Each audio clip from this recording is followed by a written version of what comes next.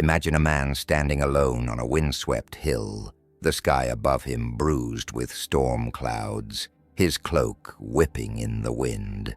His name is Marcus, and he's not a warrior, not a king, not even a philosopher by trade.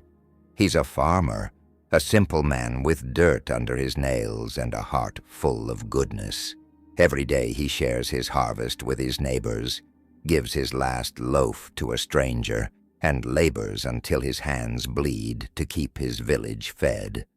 Everyone calls him a saint, a paragon of virtue, the kind of man you'd want your sons to grow up to be.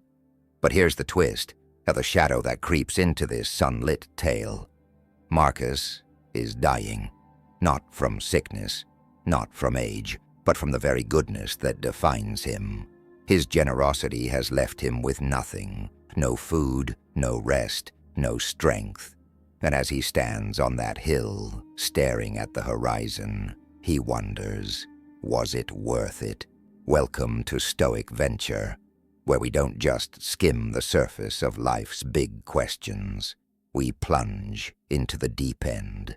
Today, we're exploring something unsettling, something that gnaws at the edges of what we've been taught. The dark side of goodness. Because even the purest light casts a shadow, and the Stoics, those ancient masters of wisdom, knew it better than anyone. Let's start with a story, one that feels like it's ripped from the pages of history but hits you right in the gut. Picture a Roman soldier named Gaius. He's stationed on the edge of the empire, a dusty outpost where the sun scorches the earth, and the nights are cold enough to make your bones ache. Gaius isn't like the others. He doesn't drink, doesn't gamble, doesn't pick fights. Instead, he spends his nights writing letters to his family, sharing his meager rations with the local kids who hover near the camp, their ribs poking through their skin like the bars of a cage. His comrades mock him for it. "You're too soft, Gaius," they say. "This world eats the good ones alive." But Gaius doesn't care. He's got a fire inside him, a belief that doing right is its own reward. Sounds noble, doesn't it? Sounds like the kind of guy you'd root for. But here's where it gets messy. One night, a raiding party hits the outpost. Gaius, true to form, rushes to help a wounded friend instead of grabbing his sword. The enemy cuts through the camp like a scythe through wheat. Gaius survives barely, but half his unit doesn't. And as he kneels in the dirt, blood soaking into his tunic, he hears the whispers.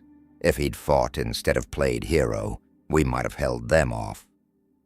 His goodness saved one life, his friend's, but cost a dozen others. Was he virtuous, or was he a fool? That's the question we're wrestling with today on Stoic Venture. The Stoics, men like Seneca, Epictetus, and Marcus Aurelius, didn't peddle fairy tales about goodness. They didn't tell you that being virtuous would make the world love you, or that it'd pave your path with gold. No, they stared straight into the abyss and said, "Goodness isn't free. It's a blade, and it cuts both ways." Think about that for a second. We grow up hearing that kindness is a superpower, that generosity builds bridges, that selflessness is the ultimate mark of a good soul. And sure, there's truth in that, plenty of it. But what happens when your kindness blinds you to danger? What happens when your generosity leaves you empty, or worse, enables someone who doesn't deserve it? What happens when your selflessness becomes a weight that drags everyone else down with you? That's the dark side of goodness, the part we don't like to talk about, the part that keeps you up at night, wondering if you've been doing it all wrong. Let's rewind to Marcus, our farmer on the hill. Picture him trudging back to his village after a long day, his shoulders slumped, his stomach growling. He's given away his last sack of grain to a widow down the road. Her kids were crying, and he couldn't stand the sound. Noble, right, heroic even. But now his own daughter sits at home, her little hands clutching an empty bowl, her eyes big and questioning. "Papa, why don't we have any food?" she asks. And Marcus doesn't have an answer. He just stares at the floor, the weight of his choices pressing down on him like a millstone. The Stoics would have looked at Marcus and nodded grimly. They'd say, "Virtue isn't about feeling good, it's about reasoning well." Seneca, that sharp-tongued sage, once wrote, "There is no virtue in excess, even of goodness." Excess, that's the word that sticks in your throat, isn't it? Because we've been taught that more is better. More kindness, more sacrifice, more giving. But what if more isn't better? What if more is just more? What if Marcus's endless generosity wasn't a triumph of the human spirit, but a failure of balance? Now, don't get me wrong, this isn't some cynical takedown of goodness. I'm not here on Stoic Venture to tell you to hoard your bread and lock your doors. The Stoics weren't about that either. They believed in justice, in courage, in living for something bigger than yourself. But they also believed in wisdom, and wisdom isn't blind. Wisdom doesn't hand out everything you have until you're a husk. Wisdom doesn't charge into a fight without a shield. Wisdom looks at the world as it is, not as we wish it to be, and asks, "What's the right move here, not just for me, but for everyone?" That's where Gaius and Marcus stumble. Gaius, with his bleeding heart, saves one man but loses a dozen. Marcus, with his open hands, feeds a village but starves his own blood. Their goodness isn't wrong, it's incomplete. It's goodness without guardrails, goodness that forgets the Stoic truth. You can't pour from an empty cup, and you can't save the world if you can't save yourself first. So what's the lesson here? Is it that goodness is a trap, a pretty lie we tell ourselves to feel better? Number. It's deeper than that. The Stoics would say goodness is a tool, a powerful one. But like any tool, it's only as good as the hands wielding it. A hammer can build a house or smash a skull. It's all about intent and control. And that's what we're digging into today on Stoic Venture. How to wield goodness without letting it wield you. Because the dark side of goodness isn't that it's bad, it's that it's hard. It's that it demands more from you than a warm, fuzzy feeling. It demands discipline. It demands clarity. It demands that you face the shadows it casts and still choose to pick it up every single day. Now let's take this a step further and peel back another layer of this jagged truth. Picture a woman named Livia, a merchant's wife in ancient Rome, bustling through the crowded streets of the Forum. She's got a quick smile and a quicker wit, the kind of person who lights up a room without even trying. Livia's known for her charity. She's the one slipping coins into the hands of beggars, the one paying for a neighbor's roof when the rains tear it apart, the one who never turns away a stranger asking for help. Her husband grumbles about it sometimes, says they're bleeding denarii faster than he can earn it, but Livia just laughs it off. "What's money for if not to do good?" she says, and you can't argue with that kind of sparkle in her eyes. But here's where the story twists, where the shadows start to stretch long and thin across the cobblestones. One day, a man shows up at her door, ragged, hollow-cheeked, spinning a tale about a sick wife and starving kids. Livia, being Livia, hands over a pouch of silver without a second thought. A week later, he's back. Then again, and again. Turns out there's no wife, no kids, just a drunkard who's figured out he's got a golden goose. Livia's husband finds out, and the fight that follows shakes the walls of their little home. "You're ruining us," he shouts. "You're letting liars take what's ours." And Livia, for the first time, doesn't have that quick smile. She's staring at the floor, wondering if her goodness just built a bridge for a thief to cross. This is where the Stoics lean in close and whisper something uncomfortable. Not everyone deserves your goodness. That's a hard pill to swallow, isn't it? We want to believe the world's a simple place. Good people do good things, bad people do bad things, and if you just keep shining your light, it'll all work out. But the Stoics didn't live in that world, and neither do we. They saw human nature for what it is, messy, flawed, and sometimes downright predatory. Epictetus, that former slave turned philosopher, had a saying that cuts right to the bone. What need is there to weep over parts of life? The whole of it calls for tears. He wasn't being dramatic. He was being real. People will take advantage. People will lie. People will see your open hand and grab your whole arm. And if you're not careful, your goodness doesn't just hurt you. It hurts the ones you're trying to protect. Livia's husband isn't wrong. They're teetering on the edge of ruin because she couldn't see the difference between a hand reaching for help and a hand reaching to steal. Let's flip back to Marcus for a moment, our farmer with the bleeding hands and the empty pantry. Imagine him sitting by a flickering fire one night, his daughter asleep beside him, her breathing shallow from hunger. He's replaying every choice he's made, every sack of grain he gave away, every time he said yes when he should have said no. The village loves him, sure. They'll sing his praises at the next harvest festival, call him the man who kept them alive. But what about the little girl curled up next to him? What about the promise he made to her mother years ago to keep her safe? The Stoics would look at Marcus and ask a brutal question.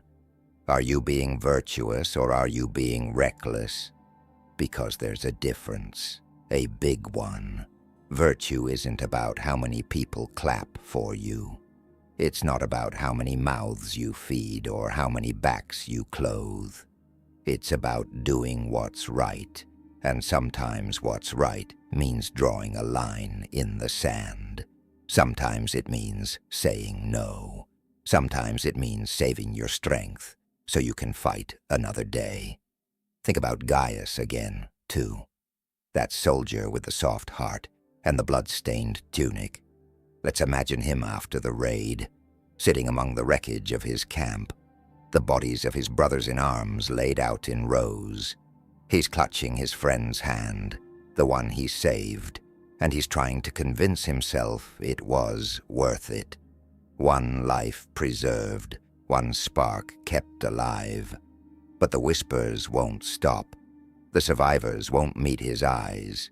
And deep down, he knows if he'd picked up his sword instead of playing nursemaid, the odds might have tipped.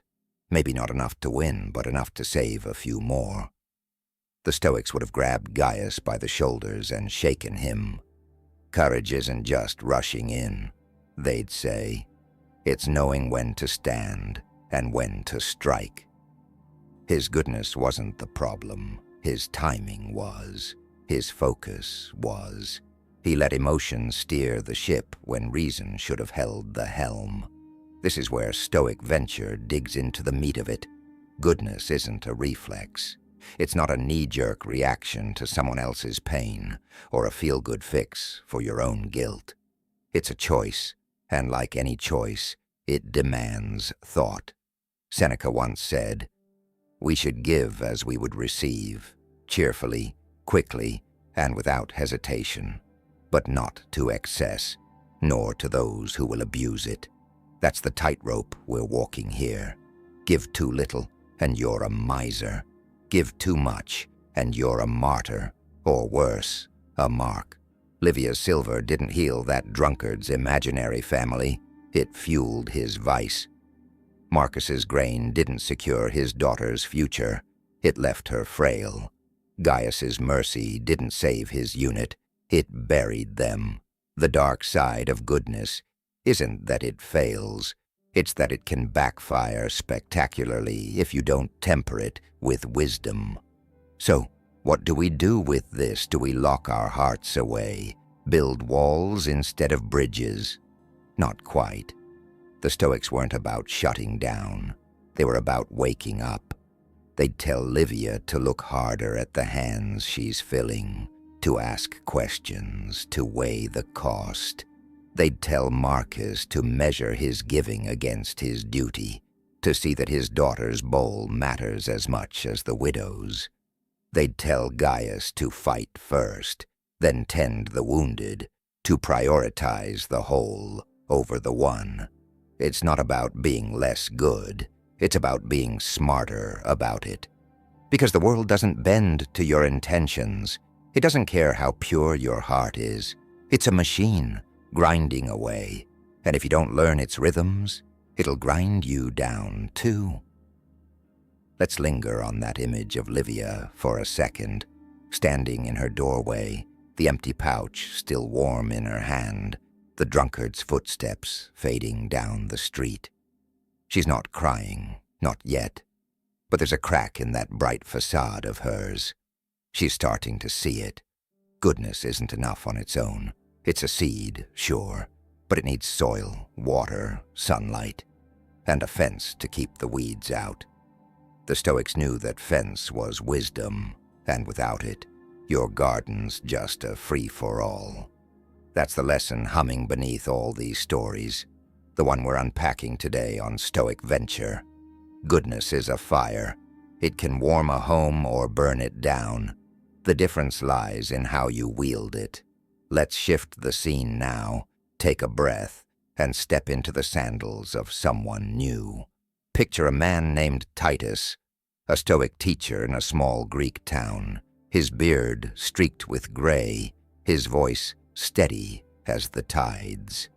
He's not rich, not famous, just a guy who spends his days sitting under an olive tree, talking to anyone who'll listen about how to live well. Titus has a reputation. He's fair, he's kind. He's the one you go to when your life's falling apart. One day, a young man named Paulus stumbles into town, half-starved, his tunic torn, his story spilling out in gasps. He's fleeing a debt collector, he says, a brutal man who'll kill him if he's caught. Titus doesn't hesitate. He takes Paulus in, feeds him, hides him in the back room of his modest house. Days turn into weeks, and Paulus starts to relax, even helps Titus with small chores. But then the rumors start. Neighbors whisper about a stranger skulking around. The debt collector arrives, a hulking figure with a scarred face and a temper like a storm. He doesn't find Paulus, not yet, but he leans on Titus hard. "You're hiding something," he growls, and when Titus stays silent, the collector smashes his table, scatters his scrolls, promises worse if he doesn't talk. Titus holds firm, his stoic calm unshaken. But that night, Paulus slips out and disappears, leaving Titus to face the fallout alone. The collector comes back, and this time he doesn't stop at threats. He beats Titus bloody, leaves him crumpled under that olive tree. As Titus lies there, tasting iron, he wonders, did I do right by sheltering him, or did I just invite ruin? This is where the Stoics throw us another curveball, and it's one that stings. Justice, one of their 4 cardinal virtues, sounds noble until you realize it's not a straight line. Titus thought he was being just, protecting the weak, standing up to a bully. But what if Paulus wasn't weak? What if he was a liar, a thief, a man running from consequences he deserved? Titus didn't ask. He didn't dig. He saw suffering and acted, because that's what good people do, right? But the Stoics would shake their heads. Marcus Aurelius, that emperor with a philosopher's soul, wrote in his Meditations, "What is it in itself? What is its nature?" He wasn't just musing about trees or stars. He was talking about people, actions, choices. Before you leap, look. Before you give, know. Because goodness without understanding isn't justice. It's chaos. Titus's kindness might have saved a victim, or it might have shielded a villain, and now he's paying the price, not just in bruises, but in that gnawing doubt eating at his core. Let's circle back to Livia for a moment, too.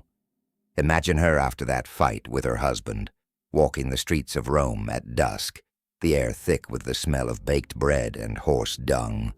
She's replaying every coin she's given away, every beggar's outstretched hand. She's starting to see the pattern, how some come back again and again, their stories shifting like sand. She remembers one woman, an old crone with a limp, who thanked her with tears in her eyes, then hobbled off to buy medicine for a sick grandchild. That felt real.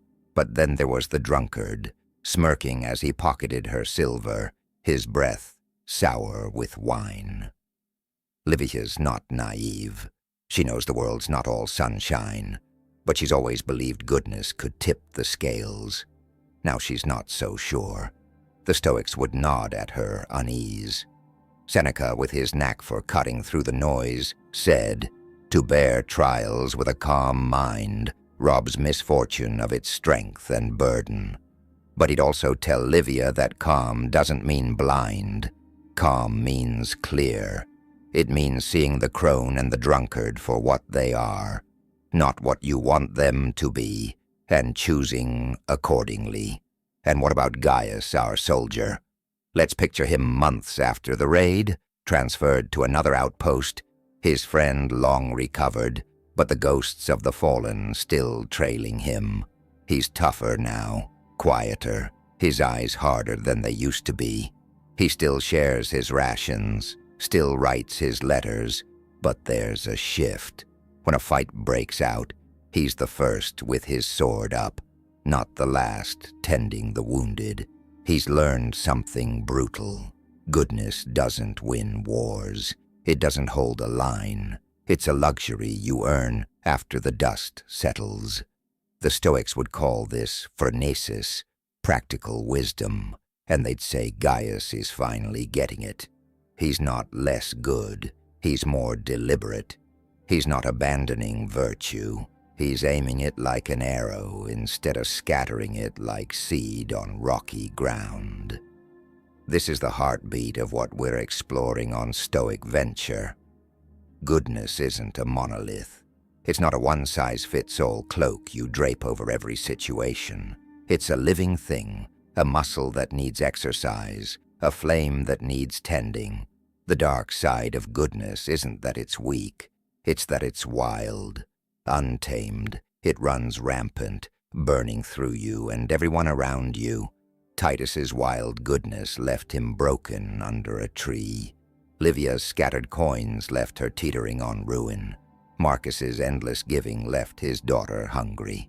Gaius's misplaced mercy left graves in the dirt. The Stoics don't tell you to stop being good. They tell you to think while you're doing it, to weigh the scales, to measure the cost, to ask, who am I really helping, and who am I hurting? Let's sit with that for a second. Imagine you're Titus, bruised and aching, the stars spinning above you, or Livia, counting what's left in her purse, her husband's words echoing in her ears, or Marcus, watching his daughter sleep, her ribs too sharp under her skin. What would you do differently? Would you pull back? Would you push harder? The Stoics wouldn't give you an easy answer.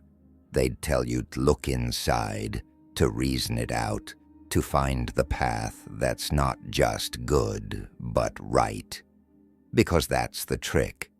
Goodness alone is a spark. Goodness with wisdom is a torch, and in a world as dark as ours, we need all the light we can get. Now, before we close this chapter, let's linger on one last image. Titus, dragging himself up from the dirt, leaning against that olive tree. He's hurting, sure, but he's not done. He's thinking. He's asking those hard questions Marcus Aurelius loved so much. What is it in itself? What is its nature? He's not swearing off kindness. He's swearing to do it better. That's the Stoic way, and that's what we're chasing here on Stoic Venture. Not perfection, not sainthood, but something tougher, truer. A life where goodness doesn't break you. It builds you. And with that, we'll pause this journey for now. If this hit you somewhere deep, if it's got you rethinking the way you give or the lines you draw, then stick around with us on Stoic Venture. Hit that subscribe button, ring the bell, and join the conversation, because these aren't just stories. They're maps. Maps to a life worth living, shadows and all. Until next time, keep questioning, keep reasoning, and keep walking the path.